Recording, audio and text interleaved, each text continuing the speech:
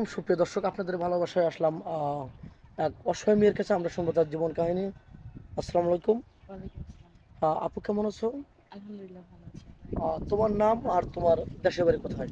আমার নাম লিজা আক্তার। আমার দেশের বাড়ি নওগাঁ জেলা। নওগাঁ জেলায় না? এটা তো বগুড়ার পরেই নওগাঁ না? জি।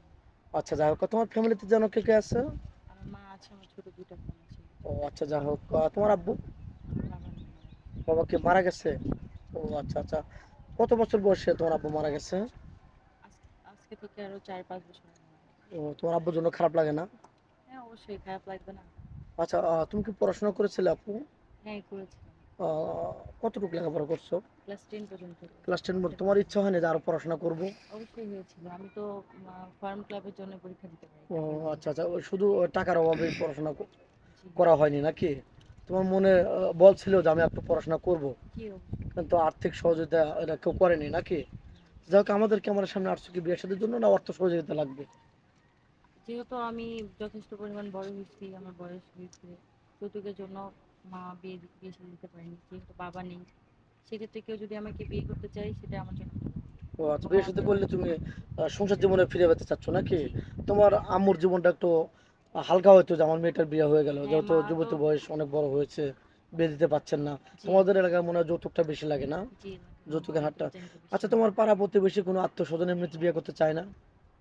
না, এরকম কেউ তো নাই। কারণ এরকম গরিবরা দেখলে এখন তো সবাই ভয় করে ও, যৌতুক এরকম নিতে। দোয়াশীল কেউ নেই না? না। সবাই টাকার টাকার পিছে জি। ছোটে, এই তো। হ্যাঁ। টাকা থাকলে ঠিকই বিয়ে করতো। জি। আমার তো তাই মনে হয় ও, যে আজকে যদি বাবা থাকতো, হয়তো নিজের জায়গা জমি বিক্রি করেও বিয়ে দিত। আমাদের তো সেই অ্যাবিলিটি নেই। ও জি, এক্স্যাক্টলি থাকার রাইট। মতো কোনো একটা হ্যাঁ, রাইট বাড়ি আছে। বলছো।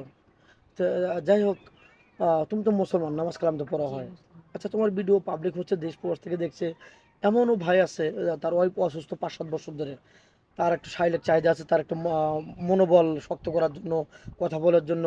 সে দূরে থাকে, প্রবাসে থাকে, একটু কথা বলার জন্য, স্বস্তি পাওয়ার জন্য একটা মেন দরকার, কিন্তু তার বউ অসুস্থ, সে ভালোবাসাটা পাচ্ছে না বউয়ের থেকে। সে ভালোবাসার জন্য একটা বিয়ে করতে চায়। ওরকম ম্যান হলে কি তোমার চলবে? হ্যাঁ, অবশ্যই। সে যদি তার বউ বাচ্চা আছে, তার বউ বাচ্চা তার জায়গায়, সেই জায়গায়।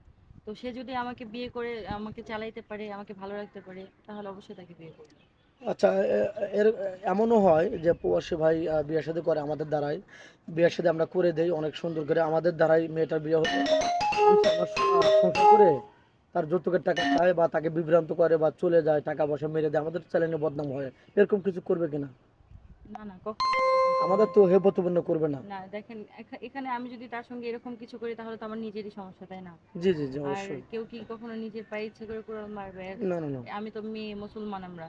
জি। আমাদের মধ্যে এতটুকু মনুষ্যত্ববোধ আছে। বিশেষ করে আমরা গরিব মানুষ, মানুষের কষ্টটা বুঝি। আমি অ- এরকম, কে কেমন আমি জানি না।